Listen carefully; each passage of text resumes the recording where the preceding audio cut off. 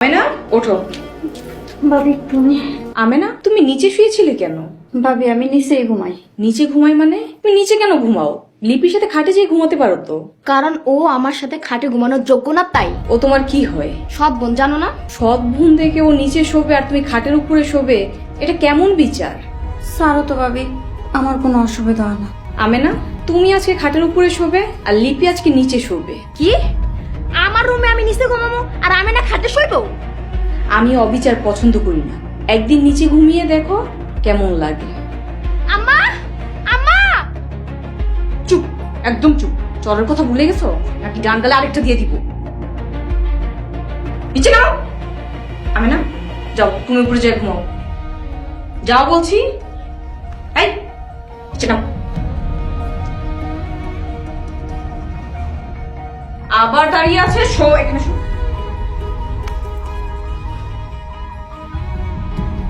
আমেনা, তুমি শুয়ে থাকো, ও নামতে বললে নামবে না। চুপ করে ঘুমাও। যদি তুমি খাটের উপরে উঠছো তোমার খবর আছে। আরেকটা কথা, আমেনা তোমার সৎ বোন হলেও ও তোমার বয়সে বড়, ওকে সম্মান দিয়ে কথা বলবে। ঘুমাও চুপ করে, ঘুমাও।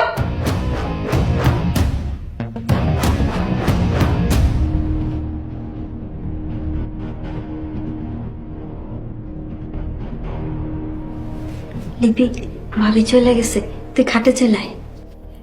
তোরে ঘুমাইতে কইছেন, তুই ঘুমা। আমি সকাল হইলে আমার কাছে বিচার দিব। আমারে কয় নিচে ঘুমাইতে না, আমি বাড়িতে আগুন লাগাই দিব।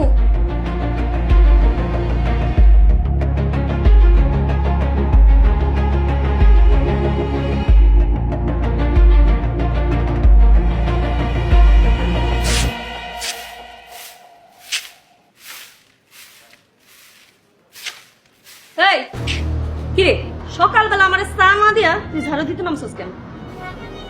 আমার চা দিতে না করছে। কে তোরে চা দিতে না করছে? আমি। তুমি না করার কে? আমি কে মানে? আমি এই বাড়ির ছোট বউ। আজকে থেকে আমেনার কাউকে চা বানিয়ে দিবে না। কারো যদি চা খেতে ইচ্ছা করে সে নিজে বানিয়ে খাবে। ছোট বউ, তুমি কিন্তু বেশি বাড়াবাড়ি করতেছো। বাড়াবাড়ির কিছুই করিনি, আমি শুধু আমেনার অধিকার আদায় করে দিচ্ছি। কিসের অধিকার? কিসের অধিকার মানে? আমেনা এই বাড়ির মেয়ে হয়ে কাজের মেয়ের মতো কেন থাকবে? সেই জবাব কি তোমারে দিতে হইব? অবশ্যই আমাকে দিতে হবে। ভাবি আপনারা ঝগড়া করেন না, আমি ওখানে চা বানাই না দিই। আমেনা, তুমি কোথাও যাবে না, এখানে দাঁড়াও। আমারে এক্ষুনি চা বানাই দিতে হইব। দিবে না, পারলে কিছু করো। আচ্ছা ঠিক আছে, আমি যাই এক্ষুনি আমার কাছে বিচার দিতাছি। আমার কাছে বিচার দিয়ে যদি কিছু করতে পারেন করেন।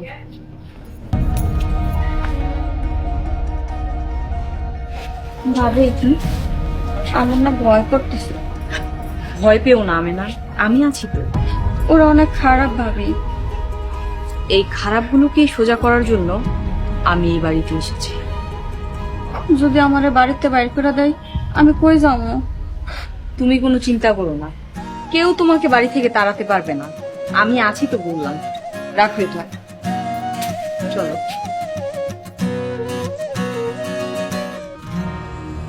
3 মাসের সুদের টাকা পাই, 1 টাকাও কম দিতে পারবা না।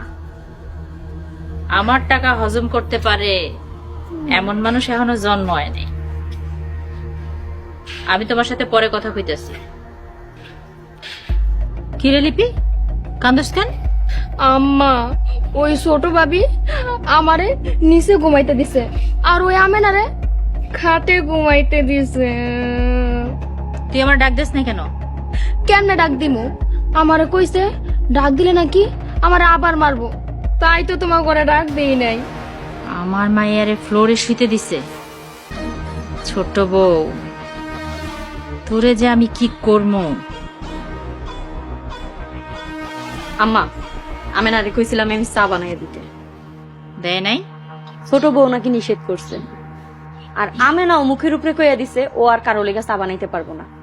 ছোট বউ, তুই আমার অনেক ক্ষতি করতেছস। আম্মা, তুমি খালি একবার হুকুম দাও, বড় ভাবিকে সাথে নিয়া ওই ছোট ভাবিরে মাইরা তাড়াইয়া দেই। না, এই মায়ারে মারণ যাব না। এই মাইয়া সাধারণ মাইয়া না, শিক্ষিত মাইয়া। এখন আপনি কি কইতেছেন? আমরা কি এমন ভাবে তাহলে নির্যাতিত হমু?